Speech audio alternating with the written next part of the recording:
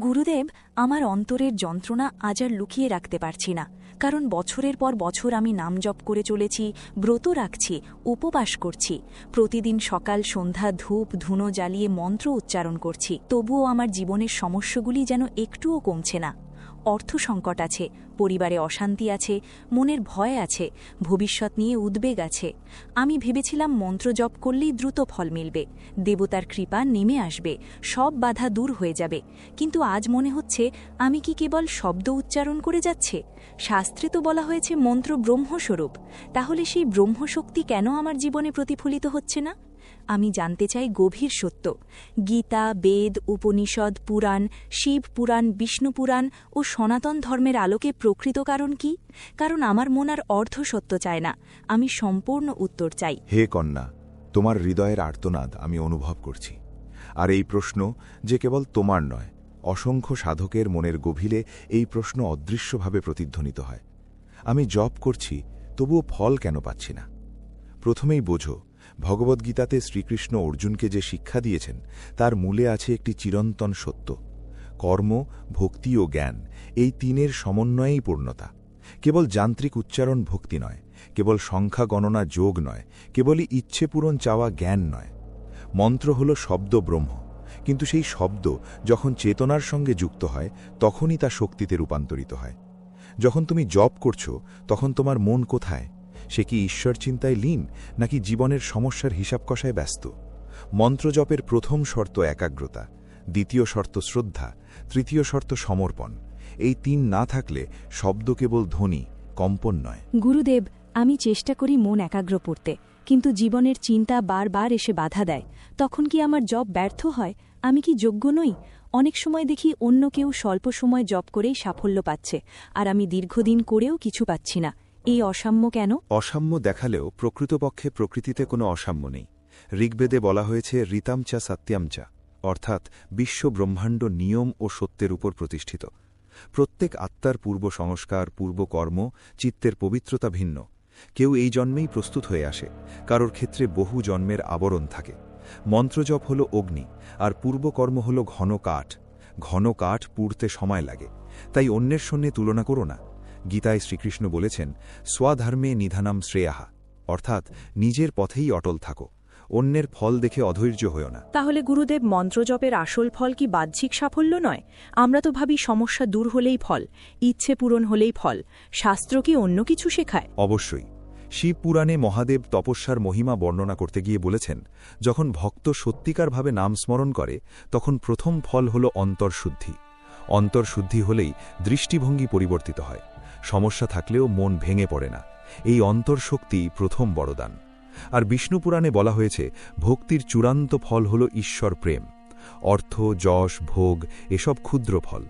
মন্ত্রজপ যখন সফল হয় তখন মানুষের অহং ধীরে ধীরে ক্ষয় হয়, সহিষ্ণুতা বৃদ্ধি পায়, ক্ষোভ কমে, করুণা বৃদ্ধি পায়। এগুলো চোখে দেখা যায় না, কিন্তু এগুলি আসল রূপান্তর। গুরুদেব, তাহলে মন্ত্রজপ করে আমরা যে ফল চাই তা সম্ভবত ঈশ্বর যেটা দিচ্ছেন তার চেয়ে বড় নয়। আমরা ছোট চাই, তিনি বড় দেন। ঠিক তাই। মানুষ চায় পরিস্থিতি বদলাক, ঈশ্বর চান চেতনা বদলাক। মানুষ চায় বাধা দূর হোক, ঈশ্বর দেন বাধা সহন করার ধৈর্য। মানুষ চায় তাড়াতাড়ি ফল, ঈশ্বর দেন সময়োপযোগী ফল। গীতায় কৃষ্ণ বলেছেন, যোগাক্ষেমাম বাহাম্যাহাম। যে ভক্ত অটল চিত্তে স্মরণ করে তার অভাব পূরণ করেন তিনি নিজেই। কিন্তু সেই অভাব পূরণ মানেই সবসময় তোমার মতো হবেই তা নয়। মন্ত্রজপের একটি গভীর উদ্দেশ্য হল আত্মাকে ঈশ্বর স্মৃতিতে স্থাপন করা। যখন স্মৃতি স্থির হয় তখন ভয় ক্ষয় হয়, ভয় ক্ষয় হলেই জীবন বদলায়। গুরুদেব, তাহলে মন্ত্রজপ করেও ফল না মেলার অভিযোগ আসলে আমাদের অজ্ঞতার প্রকাশ? আমরা ফলকে বাহ্যিক মাপকাঠিতে মাপছি বলেই অসন্তুষ্ট। হ্যাঁ কন্যা, এটাই আসল কারণ। মন্ত্রজপ লেনদেন নয়, সম্পর্ক। যখন তুমি বলো, আমি এত জপ করেছি তবুও ফল দাওনি, তখন সেটি বাণিজ্য। কিন্তু যখন তুমি বলো, হে প্রভু, আমি তোমার, ফল তোমারই ইচ্ছা, তখন সেটি ভক্তি। সনাতন ধর্ম শেখায় সমর্পণ। মন্ত্র হল সেতু, কিন্তু সেতু পেরোতে হলে আস্থা দরকার। তাই অধৈর্য ত্যাগ করো, তুলনা ত্যাগ করো, লোভ ত্যাগ করো। জপের আগে মন শুদ্ধি করো, ক্ষমা করো, সৎকর্ম করো। তখন মন্ত্রের কম্পন তোমার চিত্তে স্থির হবে, ফল অবশ্যই আসবে। হয়তো তোমার চাওয়া মতো নয়, কিন্তু তোমার কল্যাণের জন্য সর্বোত্তম রূপে। গুরুদেব, আজ আমি উপলব্ধি করছি মন্ত্রজপের ফল পাওয়ার জন্য প্রথমে প্রয়োজন অন্তর পরিবর্তন। আমি আজ থেকে জপ করব লোভ ছাড়া, অহং ছাড়া, অধৈর্য ছাড়া। ফল নয়, সমর্পণ চাই। যাও কন্যা, এই উপলব্ধি সর্বোচ্চ ফল। যেদিন ভক্ত ফল চিন্তা ত্যাগ করে, সেদিন থেকেই ফল আসতে শুরু করে। মন্ত্র জপ করো প্রেমে, শ্রদ্ধায়, নিয়মে, ধৈর্যে। তখন দেখবে ধীরে ধীরে অন্তর আলোকিত হচ্ছে, ভয় দূর হচ্ছে, জীবন স্থির হচ্ছে। এই অন্তর আলোকই সত্যি সিদ্ধি। গুরুদেব, আপনার কথাগুলো আমার অন্তরে গভীরভাবে নাড়া দিয়েছে, কিন্তু আমার মনের ভেতরে এখনও আরও কিছু প্রশ্ন জেগে আছে। কারণ যখন আমি চারপাশে দেখি, অনেকেই বলেন নির্দিষ্ট গুরুমন্ত্র নিলে তাড়াতাড়ি ফল মেলে। কেউ বলে নির্দিষ্ট দেবতার নাম জপ করলেই অলৌকিক ঘটনা ঘটে। আবার কেউ বলে নির্দিষ্ট তিথি, নক্ষত্র, গ্রহণকালেই মন্ত্র জপ করলে ফল দ্রুত আসে। তাহলে এইসব বিধিনিষেধ, কালবিচার, দীক্ষার প্রয়োজনীয়তা, এসব কতটা সত্য আর কতটা মানুষের মনকে প্রভাবিত করার উপায়? আমি জানতে চাই, মন্ত্রীর শক্তিকে আসলেই সময় ও পরিস্থিতির ওপর নির্ভরশীল, নাকি ভক্তির ওপরই সবচেয়ে বেশি নির্ভরশীল? হ্যাঁ কন্যা, তোমার প্রশ্ন আরও সূক্ষ্ম স্তরে প্রবেশ করেছে, এবং এই সূক্ষ্ম প্রশ্নের উত্তরও সূক্ষ্মভাবেই বোঝার প্রয়োজন। সনাতন ধর্ম কখনো অলৌকিকতার বাণিজ্য করেনি, বরং চেতনা বিকাশের পথ দেখিয়েছে। দীক্ষা, তিথি, নক্ষত্র, গ্রহণকাল এসব প্রকৃতির কম্পন বিশেষ। যখন ব্রহ্মাণ্ডের তরঙ্গ বিশেষভাবে সক্রিয় থাকে, তখন ধ্যান ও জপ সহজ হতে পারে। কিন্তু মন্ত্রের মূল শক্তি কখনো কালবন্দী নয়। ভগবদ্গীতাতে ভগবান শ্রীকৃষ্ণ বলেছেন, যে যেভাবে আমার শরণাগত হয়, আমি তাকে সেভাবেই গ্রহণ করি। এখানে কোথাও তিথি বা নক্ষত্রের শর্ত আরোপ করা হয়নি। অতএব সময় সহায়ক, কিন্তু মূল নয়। মূল হল অন্তরের নিষ্ঠা। গুরুদেব, তাহলে দীক্ষা কিন্তু সম্পূর্ণ অপ্রয়োজনীয় নয়, কারণ অনেকেই বলেন গুরুর মুখে মন্ত্র নিলেই তবে বেশি ফল মেলে, না হলে মন্ত্র জাগ্রত হয় না। এই বিষয়টি কিভাবে বুঝব? দীক্ষার অর্থ হল জাগরণ, কেবল শব্দ প্রদান নয়। গুরু যখন মন্ত্র দেন, তখন তিনি কেবল অক্ষর নয়, নিজ চেতনায় অনুভূত শক্তির অংশ শিষ্যের অন্তরে সঞ্চার করেন। তাই দীক্ষা মহৎ, কিন্তু যদি শিষ্য শ্রদ্ধাহীন হয়, তাহলে সেই শক্তি সঞ্চারিত হয়েও ফল প্রকাশ পায় না। আবার যদি কেহ গভীর শ্রদ্ধায় ঈশ্বরের নাম গ্রহণ করে, তাহলেও ঈশ্বর দূর নন। ঋগ্বেদে বলা হয়েছে, একং সাদ্বিপ্রা বহুধা বদন্তি। সত্য এক, উপলব্ধির পথ বহু। অতএব দীক্ষা শ্রদ্ধার প্রবাহকে সুসংহত করে, কিন্তু দীক্ষাহীন ভক্তি সম্পূর্ণ অকার্যকর, এমন কথা শাস্ত্র বলেনি। গুরুদেব, অনেক সময় মন্ত্র জপ করতে গিয়ে মনে সংশয় জাগে, এই মন্ত্র সত্যিই শক্তিশালী তো? আমার উচ্চারণ সঠিক তো? আমার বিশ্বাস যথেষ্ট তো? এই সংশয় কি করে অতিক্রম করব?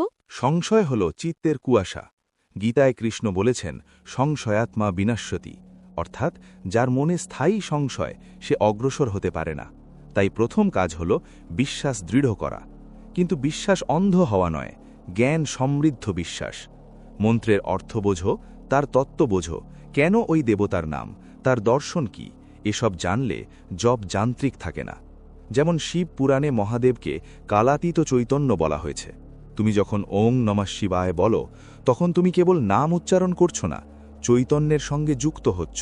এই বোধ জাগ্রত হলে সংশয় ক্ষয় হয়। তেমনি বিষ্ণু পুরাণে বিষ্ণুকে সর্বব্যাপী পরম পালক বলা হয়েছে। তুমি যখন নারায়ণ নাম স্মরণ করো, তখন তুমি রক্ষা শক্তির স্মরণ করছো। এই তত্ত্ব বোঝা জরুরি। গুরুদেব, তাহলে মন্ত্রজপের তিনটি স্তম্ভ, জ্ঞান, ভক্তি, ধৈর্য, এই তিনটে না থাকলে সিদ্ধি অসম্পূর্ণ থাকে? ঠিকই বলেছ। জ্ঞান দেয় বোধ, ভক্তি দেয় উষ্ণতা, ধৈর্য দেয় স্থায়িত্ব। এই তিন মিলে জপ সার্থক হয়। যখন তুমি ফল চিন্তা ত্যাগ করো, নিজেকে পবিত্র করো, সৎকর্ম অবলম্বন করো, তখন মন্ত্র তোমার অন্তরে অঙ্কুরিত হয়। বাহ্যিক চমক হয়তো সঙ্গে সঙ্গে আসে না, কিন্তু অন্তরের ভিত্তি মজবুত হয়। এই ভিত্তির ওপরই সাফল্য দাঁড়ায়। মন্ত্রজপের আসল ফল হল চেতনা পরিবর্তন, এবং চেতনা পরিবর্তন হলেই ভাগ্যের রূপান্তর ঘটে। গুরুদেব, আজ আমি স্পষ্ট দেখতে পাচ্ছি আমার অধৈর্য, তুলনাবোধ, অহংকারই ছিল প্রধান বাধা। আমি ফল চেয়েছি, কিন্তু নিজেকে বদলাতে চাইনি। এখন আমি বুঝেছি, মন্ত্র জপ হলে আত্মশুদ্ধির যাত্রা। আমি আজ থেকে সমর্পণভাবেই নাম স্মরণ করব। যাও কন্যা, এই উপলব্ধি সমাপ্তির আলো। মন্ত্র জপ করো শান্ত চিত্তে, নিয়মিতভাবে, অহং ত্যাগ করে। ফল সময় মতো ফুটবেই। যেমন বীজ বপনের পর কৃষক প্রতিদিন মাটি খুঁড়ে দেখে না অঙ্কুর উঠেছে কিনা, তেমনি তুমিও প্রতিক্ষণ ফল খুঁজবে না। বিশ্বাস রাখো, ধৈর্য ধরো, ভালো কর্ম করো, তখন দেখবে মন্ত্রের কম্পন ধীরে ধীরে তোমার জীবনের প্রতিটা ক্ষেত্র আলোকিত করছে। এই জ্ঞানে, এই সমর্পণে, এই আত্মবোধেই আজকের